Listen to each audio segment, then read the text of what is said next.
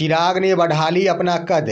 लड़ेंगे बिहार से बाहर असम एवं बंगाल विधानसभा का चुनाव। यहीं से शुरू होगी ऑपरेशन चिराग। दोस्तों नमस्कार, मैं हूं आपका दोस्त एसके चौधरी। आखिर बिहार विधानसभा का वो चुनाव जिसमें 29 में से 19 सीटें जीतने के बाद चिराग पासवान का आत्मविश्वास कुछ इस कदर आसमान को छू लिया है, जिसने आखिर चिराग पासवान को बिहार से बाहर के असम एवं बंगाल विधानसभा में भी चुनाव लड़ने को तैयार कर दिया है, जिसको लेकर आखिर चिराग पासवान ने जोरों शोर से इसकी तैयारी भी कर दी है और उन्होंने अपने चहेते सांसद राजेश वर्मा को इन दोनों ही राज्यों का चुनाव प्रभारी भी नियुक्त कर दिया है। लेकिन दोस्तों यहाँ पर बढ़ता हुआ हौसला जहाँ चिराग को आखिर देश स्तर पर अपनी पार्टी को विकसित करने का मौका दे रहा है, वहीं पर यह भी संकेत मिल रहा है कि ऐसा न हो कि इसी चुनाव के मद्देनजर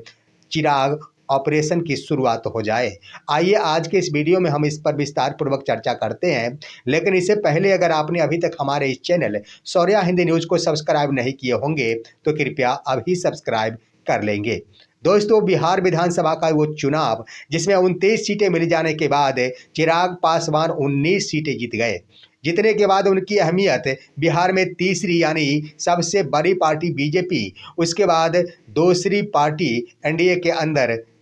जदयू और तीसरी पार्टी आरएलजेपी बन गई। इसको लेकर सुर्खियों में बन गए और बिहार के राजनीति के हीरो भी कहे जाना शुरू हो गए चिराग पासवान, जिसको लेकर उनका आत्मविश्वास काफ़ी बढ़ गया। अब वो पूरे देश स्तर पर अपनी पार्टी आरएलजेपी को बढ़ाने की ठान ली है। इसके लिए तरोताज़ा जो खबर है उसके अनुसार और साथ ही साथ एक पत्र जो वायरल हुआ और उन्होंने अपने चहेते सांसद राजेश वर्मा को पत्र दिया, जिसने स्पष्ट कर दिया है कि चिराग पासवान अपनी पार्टी के विस्तार हेतु देश भर के राज्यों में होने वाले विधानसभा के चुनाव में अपनी किस्मत आजमाने की योजना बना रहे हैं। इसको लेकर दोस्तों हालिया जो दृश्य दिख रहा है उसमें सबसे पहले वर्ष 2026 में जो विधानसभा का चुनाव बंगाल में होने जा रहा है, उसके बाद साथ ही साथ इसी समय में असम में भी विधानसभा का चुनाव होने जा रहा है। इसकी तैयारी आखिर चिराग पासवान के द्वारा कर ली गई है। चिराग ने यह मन बना लिया है कि अब बिहार से बाहर भी चुनाव लड़ा जाएगा और राजेश वर्मा को एक पत्र लिखकर उन्होंने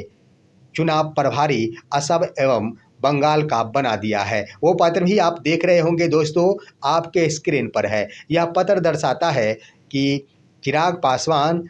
अपने चहेते सांसद राजेश वर्मा के माध्यम से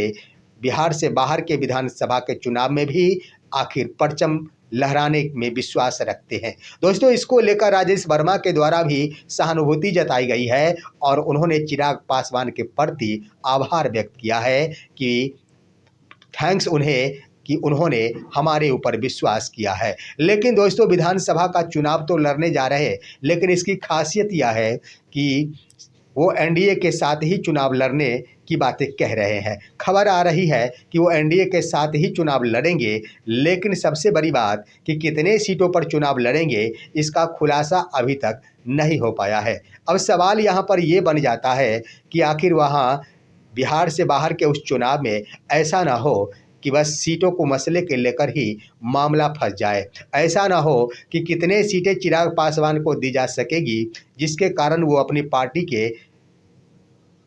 उम्मीदवारों को खड़ा करने में सक्षम हो पाएंगे और ऐसा ना हो कि बस मुकेश सहनी वाली हालात उत्पन्न हो जाए। यहाँ तो खबरें ये भी चल रही है कि एक तरफ जहाँ चिराग पासवान के द्वारा बिहार से बाहर पूरे देश भर में अपने पार्टी का विस्तारीकरण चल रहा, इसी विस्तारीकरण के क्रम में ऑपरेशन चिराग की शुरुआत न हो जाए कहीं, क्योंकि आपको मालूम होगा कि वर्ष 2020 में जब मुकेश सहनी 4 विधायकों के साथ एनडीए मंत्रालय में खुद मंत्री का पद ग्रहण किए थे, उसके बाद एनडीए सरकार के अंतर्गत कदम से कदम मिलाकर चल रहे थे। इसी के मद्देनज़र दोस्तों मुकेश सहनी के साथ बस जो चिराग पासवान वाली वर्तमान हालात है वही हो गई थी। उन्हें भी आखिर गुजरात लॉबी के द्वारा उत्तर प्रदेश जो विधानसभा का चुनाव वर्ष 2021 में हुआ था उसमें किस्मत आजमाने की हिदायत दी गई थी, नसीहत दी गई थी। कहा गया था मुकेश सहनी को कि आप भी उत्तर प्रदेश में आकर चुनाव लड़े, जिसकी शुरुआत आखिर मुकेश सहनी के द्वारा जोरों शोर से कर दी गई थी। मुकेश सहनी और उनके राष्ट्रीय अध्यक्ष संतोष सहनी के द्वारा दिन रात एक कर उत्तर प्रदेश में प्रचार प्रसार किया गया था और चुनाव लड़ने का बिगुल भी फूंक दिया गया था, लेकिन नतीजा वहीं पर फंस गया था कि उन्हें आखिर एनडीए की ओर से यानी बीजेपी की ओर से एक भी सीटें नहीं दी गई थी, जिसका नतीजा हुआ कि वो अकेले ही चुनाव लड़े। उत्तर प्रदेश के 60 सीटों पर कहीं भी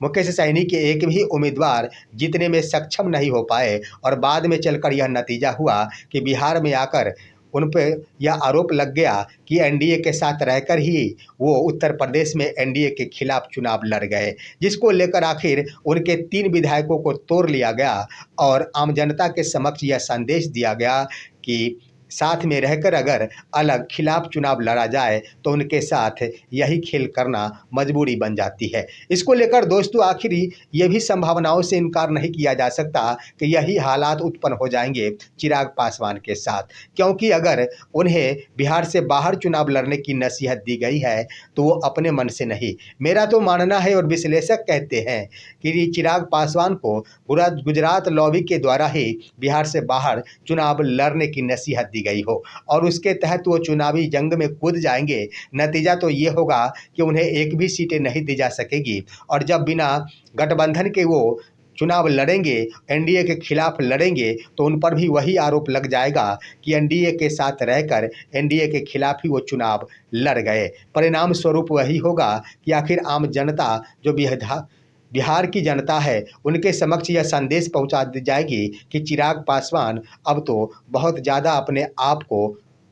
आप के लिए ही सोचना शुरू कर दिए हैं। एनडीए में रहकर वो एनडीए के खिलाफ कर रहे हैं, इसलिए एनडीए के साथ उनके विधायकों का रहना बिल्कुल मुनासिब नहीं बनता और नतीजा होगा कि अभी भी खबर आ रही है कि उनके कई विधायक बीजेपी के संपर्क में है। इसको लेकर ये संभावना जताई जा रही है कि चिराग पासवान एक तरफ जहां किस्मत आजमाएंगे विस्तारीकरण का, वहीं पर उनकी पार्टी आखिर सुकरना शुरू हो जाएगी। इस पर दोस्तों आप क्या कहेंगे? अपनी राय कमेंट के माध्यम से दीजिए। हमारे इस वीडियो को ज़्यादा से ज़्यादा लाइक और शेयर कीजिए और अब दीजिए अपने दोस्त को इजाज़त। हम फिर मिलेंगे आपसे अगले वीडियो में, तब तक के लिए नमस्कार।